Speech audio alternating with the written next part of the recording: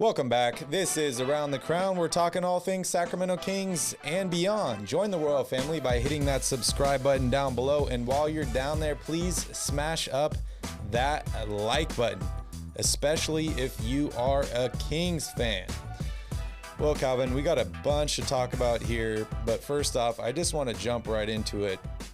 I want to talk a little bit more about this starting lineup. I know we saw Trey Lyles start tonight, and he absolutely killed it. I just want to hear your thoughts on this starting lineup for the rest of the season. Are you taking it game by game? Are you looking for matchups? I really like what I saw from Damian Jones tonight. I like what I saw from Dante DiVincenzo. Davion Mitchell's making shots again. All three of these guys have kind of been mentioned or have been in the starting lineup this season. What are you feeling on the starting five for Sacramento?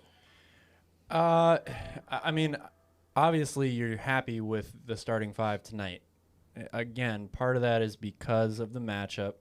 But I do think Trey Lyles, this is the first real good look that Kings fans have gotten to see from him. And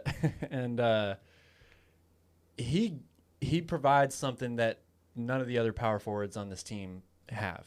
Mm-hmm. And that's he has an all-around game offensively for somebody his size. Like, he's not a take you off the dribble type guy, but great pump fake combined with a respected outside shot. That's not something that Metu has. Nobody respects his outside shot yet. Mo Harkless is a very streaky guy as well. Mm-hmm. And neither of those guys use that pump fake to try to get into the lane the way Trey Lyles does as well. He's also a good mid-range shooter. He's just a smart player. We heard it a lot. These new guys on the team, high IQ guys. You saw that tonight from Trey Lyles. He knew how to pick apart this defense and where to take advantage and take the opportunities that were given to him. And part of that is, he's a veteran player. He's played on some really, really good teams before. But he also, has some skills and abilities that maybe some of the other power forwards on this team don't have. So whether or not that continues to be the starting lineup going forward, I definitely don't want to see it get to a point where we're changing the starting lineup based on matchups again. I think that the Kings really need to try to lock down who their core group of players are going into this offseason. Because we know this is a huge offseason for Sacramento. They're going to be looking to make some changes again. They're not going to have a huge amount of time, a huge sample size for some of these guys like Trey Lyles, like DiVincenzo, like Jeremy Lamb. So you really need to try to nail down who this core group of players are, and who's going to be on this team moving forward.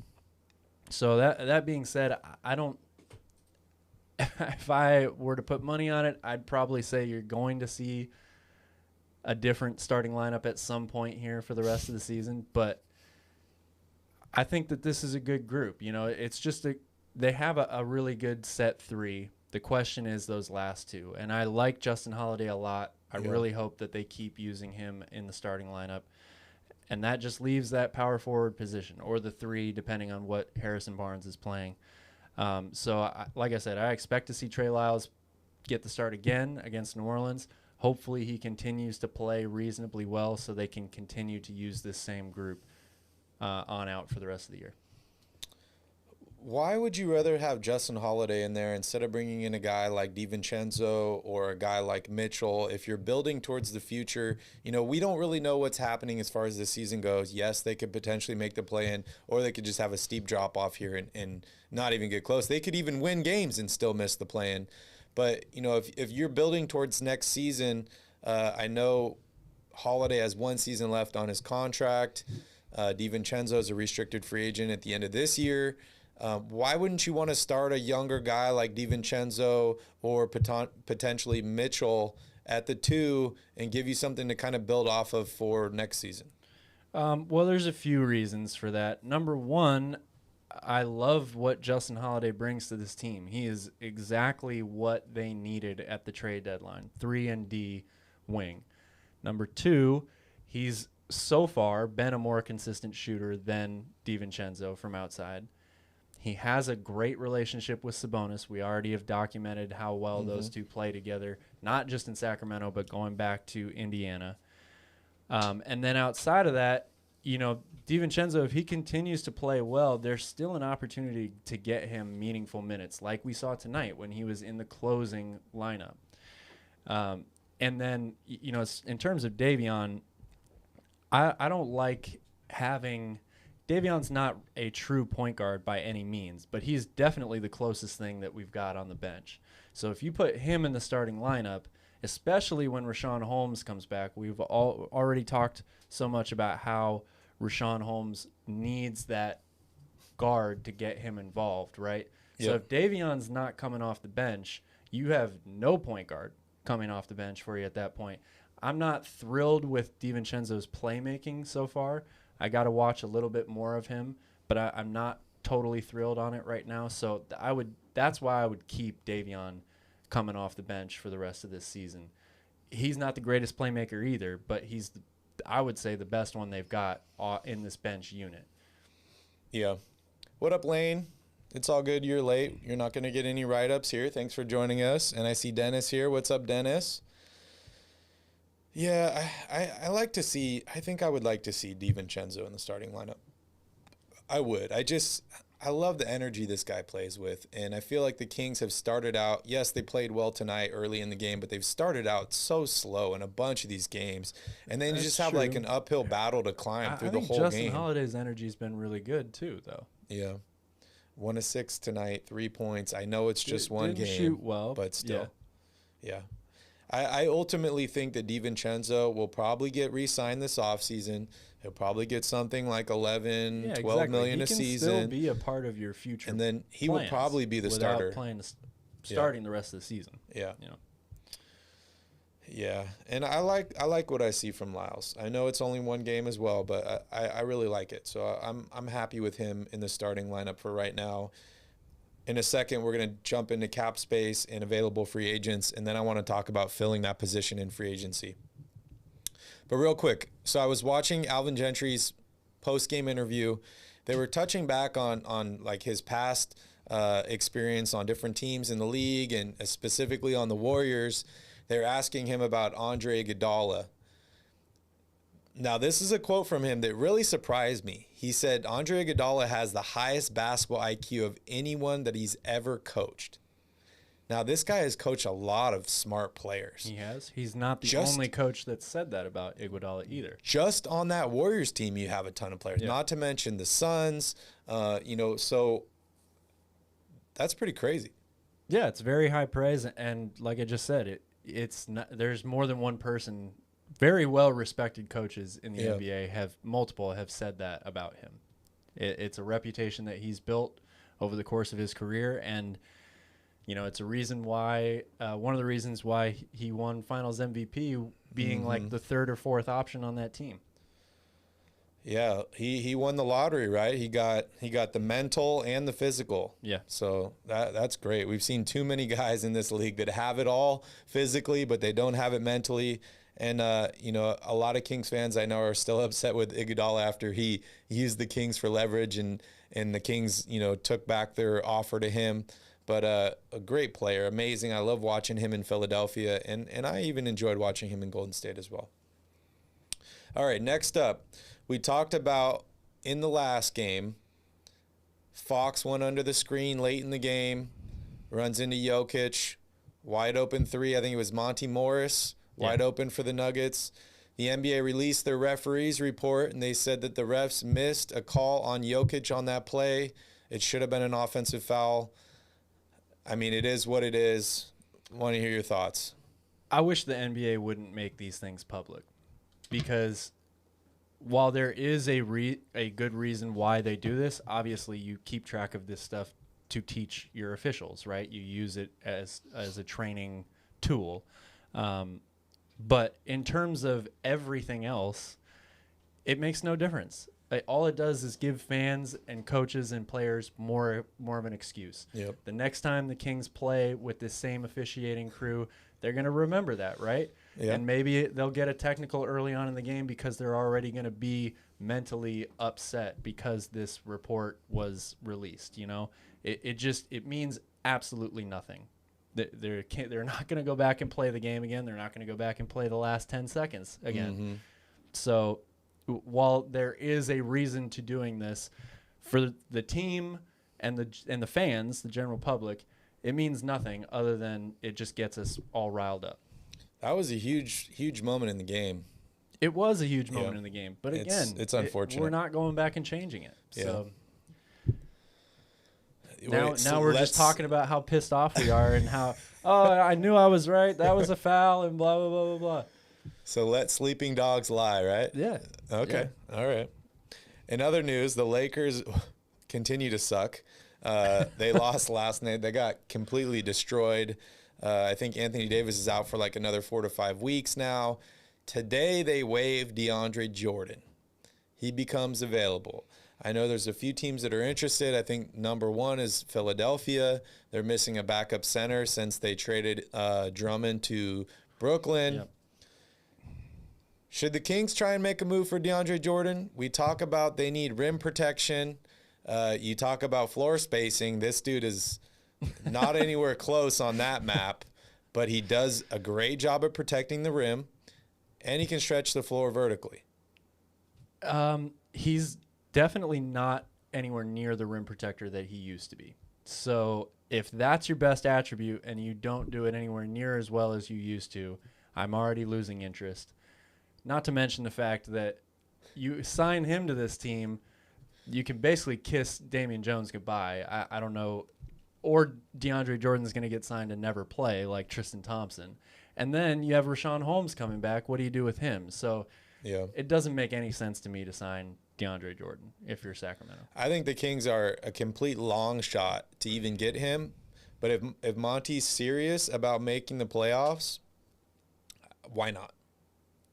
I just don't see how he helps you make the playoffs. Yeah. I don't even see how many minutes a game he gets.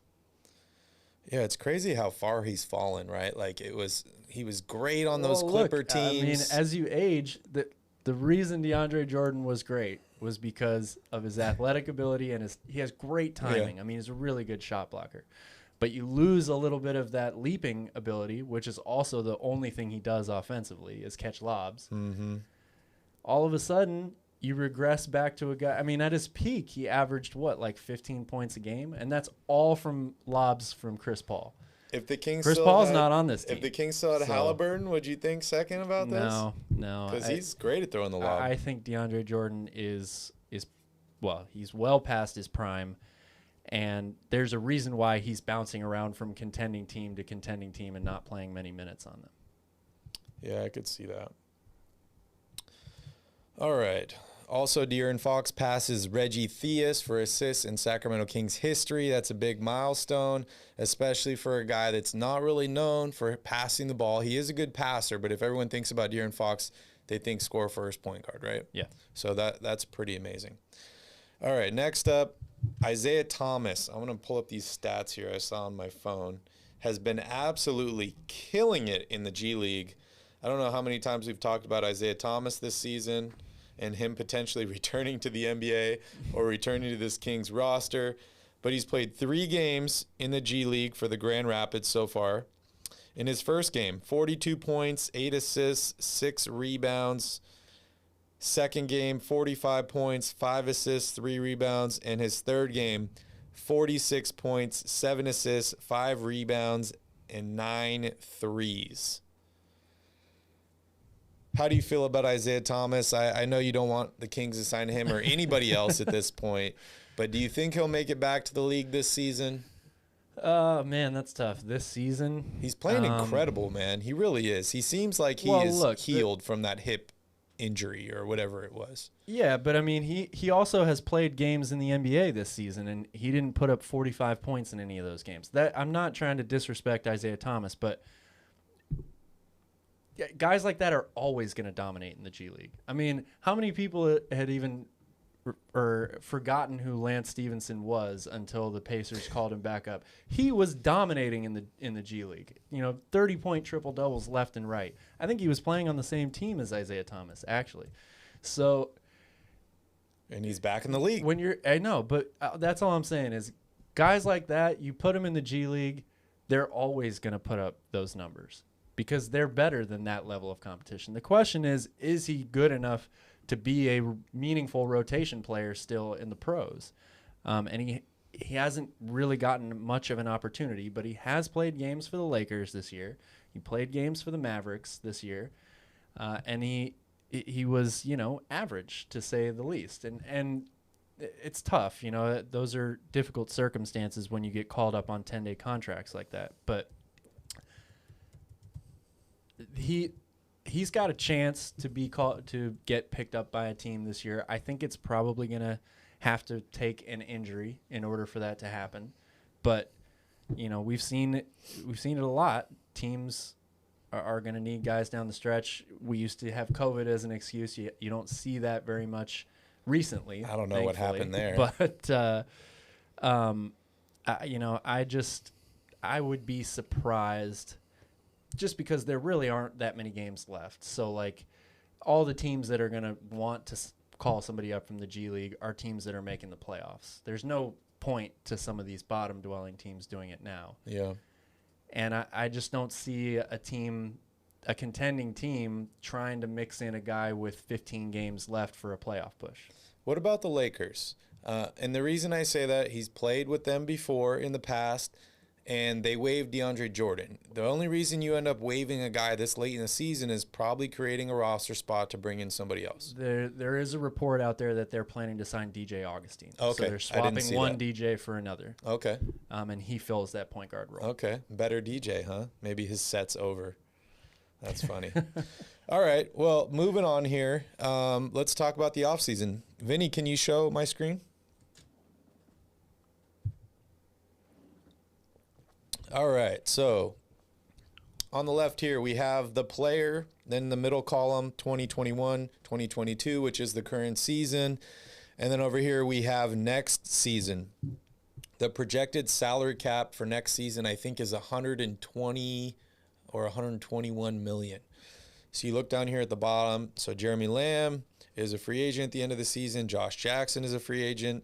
This is in green here. This is a qualifying offer. If you were to issue a qualifying offer to Dante DiVincenzo, Trey Lyles, I think red is a team option. Let me take a look here. Yep.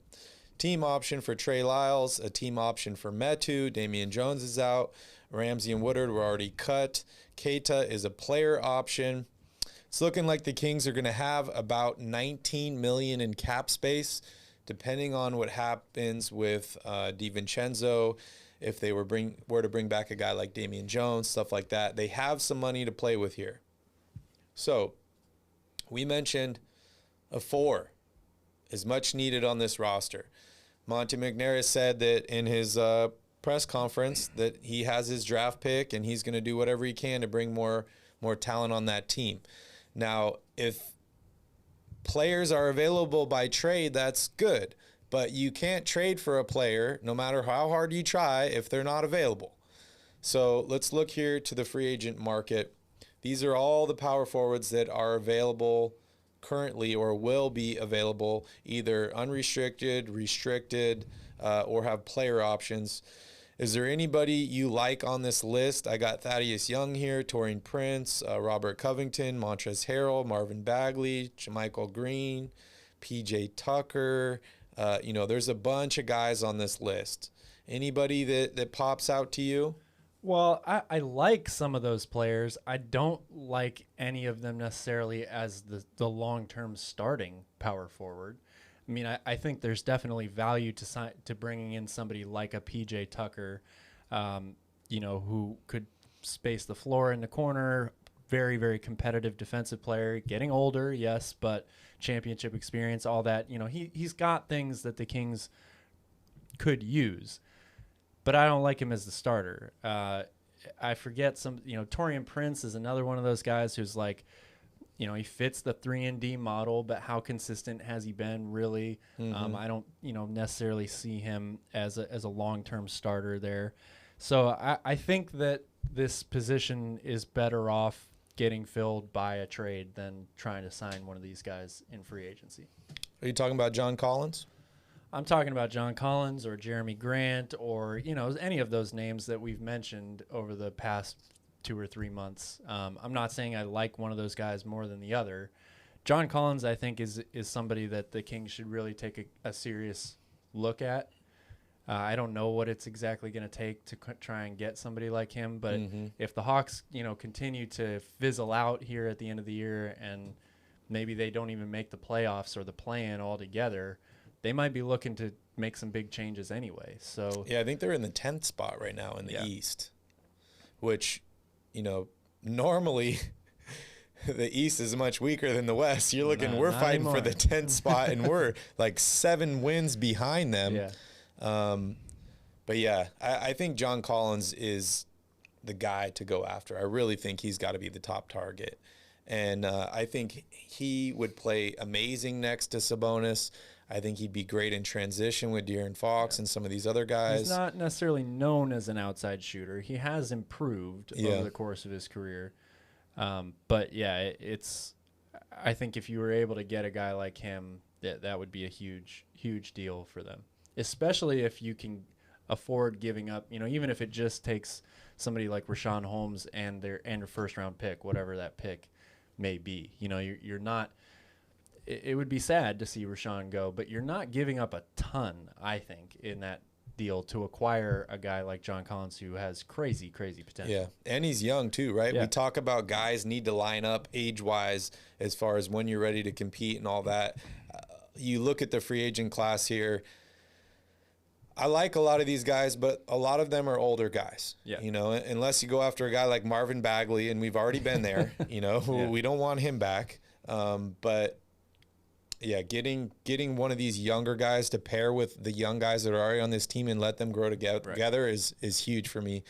Thank you, Asha. Much appreciated. Thank you, Asha. Ramon says Hawks reportedly want a starter caliber player and a first for Collins. Probably will take some more though.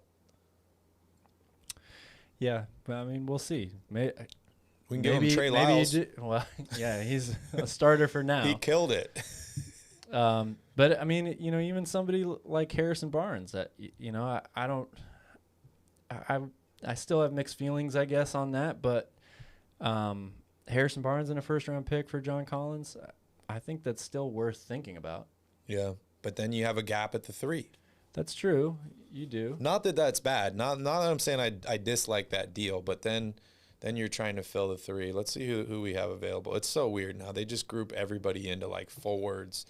Like some of these guys, I don't see Montrezl Harrell as a power forward or a wing player, but yeah, and he's another guy that I like, but you're right. I mean, I don't know about playing him alongside Sabonis. That I think they would occupy too much of the same space, and yeah, there's a lot more guys available at the 3 here. I see Andre Iguodala. We just talked about him. Obviously, doesn't match up age-wise, and he would probably say hell no if the Kings offered him another offer. But, I like Joe Ingles, TJ Warren. Unfortunately, he's been injured a lot. Derek Jones, Kevin Knox is a restricted free agent. There are some guys to potentially bring in. But it's going to be interesting, and we talk about all the guards that this team has now too. So they definitely need to shuffle some pieces around and figure out exactly where these guys all fit. But we're moving in the right direction. Things are working out pretty good so far. We got a win tonight. I know it's against the Thunder, and I'm not basing the rest of the season on wins. If we were to make the play-in and potentially make the playoffs, yes, I would, and I would be ecstatic. But at this point, I am not basing the rest of the season off of wins. I'm really not. Alfie, I'm not sure what you're trying to say here. After the first round of games, where were the Kings' standings? I'm not sure. Does that make sense to you? I'm not sure I understand either. Clarify that for you, because we would love to answer your question if you do have a question there. Yeah, it's going to be an exciting offseason. I can't wait for the draft lottery. Did we figure out what day that was? No, it's normally like in May, right? No, it's in June. Isn't it? I thought it was like right before the playoffs start. Or, I don't know. I can't figure it out here. June 23rd. Yeah. That's the NBA draft. But when is the draft lottery? If you guys know when the draft lottery is, let us know. I can't find it anywhere. Weird. Oh, May 17th? May 20th. Someone said May 20th. There you go. It says here May 17th. I don't know. Somewhere around those dates. But mark that week on your calendar. Because it's got to be around there somewhere. Thanks, Ramon. Appreciate it. I think Calvin and I are going to do a draft lottery party. We haven't decided where yet. Maybe we'll come to Sacramento. Maybe we'll do it here in Maui. So if any of you guys want to come join us, we could do it on the beach. We could do it at a brewery or a bar in the area. We could do something really fun. And, of course, all good things. We will always be streaming it here live on YouTube. All right, Calvin, are we ready to move on to New Orleans? We're on to New Orleans. All right, guys, it's break time again. It'll be quick this time, but when we come back, we're going to take a look at the Kings' next week of basketball action with Kings Crusade.